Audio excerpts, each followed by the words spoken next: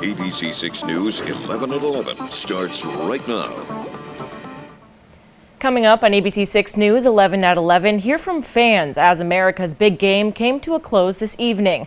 We'll take you to Gillette for the Army-Navy game. And a historic home in Newport is getting a makeover. We'll take you to Bellevue Ave for a look at the progress made on the Isaac Bell House. Plus, a ban on menthol cigarettes delayed another year. Why national health advocates are calling on the Biden administration tonight.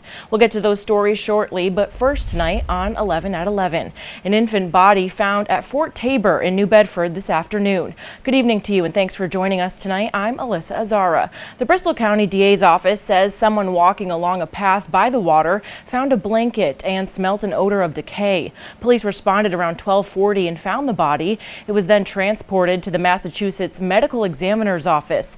The DA's office, state police, and New Bedford police are all actively investigating. New tonight on 11 at 11. Tomorrow's festivities in Westerly have been postponed a week due to an impending storm. The Ocean Community Chamber of Commerce taking to social media saying the Westerly Light Parade has been postponed until next Sunday. The parade will now take place on December 17th at 6 p.m. Officials say they still plan on running the planned parade route from Canal Street to Main Street, so drivers in the area should be aware of this change as well. Meanwhile, the city of New Bedford holding their annual downtown Christmas tree lighting this evening.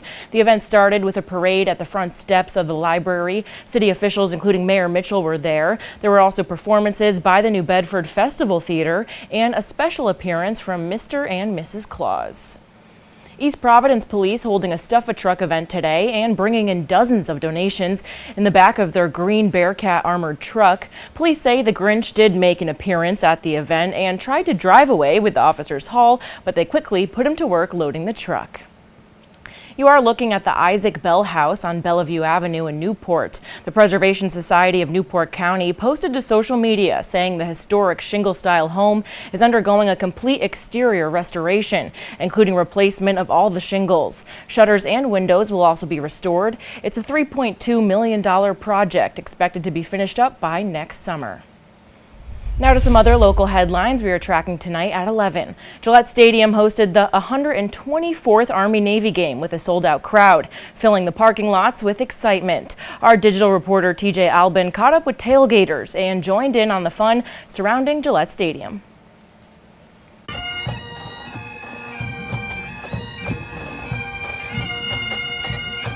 For the first time ever, the Army-Navy game is at Gillette Stadium, and I had the opportunity to talk to fans and play some cornhole because it's College Game Day in Foxborough. This is my first Army-Navy game, so it's extra special for me, especially with both my parents going to the Naval Academy, so I decided to come out and be festive, and that's what we're doing. There's no other energy, there's no place that feels like this when it comes to college football. You know, it's always a reminder of how special these young men and women are and the commitment they make to our nation. I mean, this is great for us because we're actually part of the 101st Field Artillery Regiment, Alpha and Charlie Battery, which we are from Massachusetts. So for this game to be here, this is huge for us. We enjoy all the people that came here. I mean, we're super excited.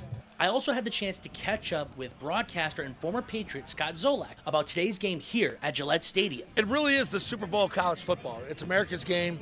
These kids do not have jobs. They work for the government. They're not on NIL money. You look at what they study, surface warfare, aerospace engineering.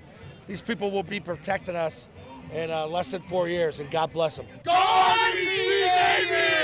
I'm TJ Albin for Providence Now.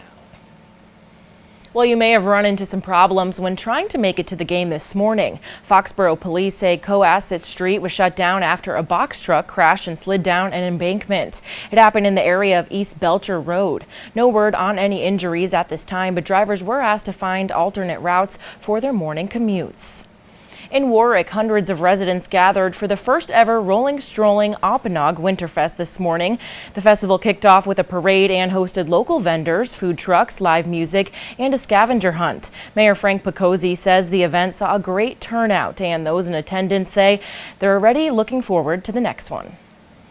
You are now taking a live look outside over the city of Providence. Check out that fog out there. Let's get a check on the forecast now with meteorologist Kelly Bates. Kelly, that sure looks a lot different than our earlier show at 6 o'clock. Yeah, no doubt about it. We had unrestricted visibility when we last spoke to you at 6 o'clock, but now visibilities are way down. And it's not just in Providence, it's across areas of southern New England. So right now you can just make out the lights that are sort of in the immediate vicinity. We have a current temperature of 44. Our dew point matches our current temperature, gives us the relative humidity of 100%, which we're seeing in the form of this fog. Visibilities are down in a variety of places across southern New England. We're at 1/4 mile in Pawtucket, 1 3/4 miles in Westerly, 1/2 mile for New Bedford, 1/4 mile in Taunton. When you see 1/4 mile visibility, like they also have in Worcester, that is enough to impact road travel. So if you still have somewhere to go, you may want to leave yourself a little extra time to get there. We saw a couple little showers scooting right on through. That's not the rain event that we're looking forward to. That's still well to our west, working its way through Ohio, just getting into western portions of Pennsylvania and New York State. That front is very strong and actually caused for a tornado outbreak in areas of the south tonight. But for us, it's going to be a big rain and wind maker. So we do have some mist around right now. Overall, your overnight time frame will include mostly cloudy skies. Clouds will be here in earnest for tomorrow morning, along with some more patchy fog. And then the rain arrives. I'll let you know when you can expect it and how much will be left when the storm leaves, coming up in just a couple minutes. Alyssa? Kelly, thank you. Turning now to headlines we are tracking from across the nation tonight at 11. University of Pennsylvania President Liz Magill, who faced sharp criticism after her testimony on Capitol Hill earlier this week on anti-Semitism, has voluntarily resigned. During her testimony, she declined to say that a call for genocide against Jewish people violated the school's code of conduct. Take a listen. Just days after her testimony before Congress, embattled University of Pennsylvania President Liz Magill voluntarily resigned from her position on Saturday, saying in a statement, "It has been an honor to work with our faculty, students, staff, alumni, and community members to advance Penn's vital missions." Scott Bach, chair of the University Board of Trustees, also submitting his resignation. Since the October 7th Hamas terror attack on Israel and Israel's bombardment of Gaza, college campuses have been experiencing growing tensions. Magill, along with the presidents of Harvard and MIT, have been accused of failing to condemn anti-Semitism on their campuses. All three testified before Congress on Tuesday. This exchange prompting calls for Magill's resignation. I am asking, specifically calling for the genocide of Jews, does that constitute bullying or harassment? If it is directed and severe or pervasive, it is harassment. So the answer is yes. It is a context-dependent decision, Congresswoman. Hours later, Magill issuing an apology posted on Penn's website. I was not focused on, but I should have been, the irrefutable fact that a call for genocide of Jewish people is a call for some of the most terrible violence human beings can perpetrate. Harvard's President Claudine Gay also questioned on Capitol Hill. So the answer is yes, that calling for the genocide of Jews violates Harvard Code of Conduct, correct? Again, it depends on the context. The next day, Gay issuing a statement saying that calls for violence or genocide against the Jewish community or any religious or ethnic group are vile. They have no place at Harvard. The Department of Education has opened investigations into 10 universities and colleges where students are reporting high incidents of anti-Semitism and Islamophobia. The University of Pennsylvania and Harvard among them. Derek Dennis, ABC News, New York. In New York, Governor Kathy Hochul sending a clear message to colleges and universities across the state. That being, they can't discriminate or allow hate messages to circulate on campus. Hochul releasing her statement after Harvard, MIT, and Penn State's presidents testified on Capitol Hill and failed to denounce anti-Semitism. She further said that the state will take aggressive action against schools who don't adhere. Turning now to our focus on your health at 11. It's that time of year again, many people gathering with friends and family for the holidays, but the CDC says those gatherings could help spread respiratory illnesses, including COVID, the flu, and RSV. Officials say 15 states and New York City are seeing high or very high levels of respiratory illnesses. RSV hospitalizations also remain high among children under 4 and are increasing in adults over 65. Doctors say vaccinations are the best defense against the illnesses, especially for older and pregnant patients. RSV is a virus that causes an inflammation of the upper airway. and also leads to a lot of secretions and mucus production. The vaccine can then help them produce antibodies that they can transfer via the placenta to their fetus.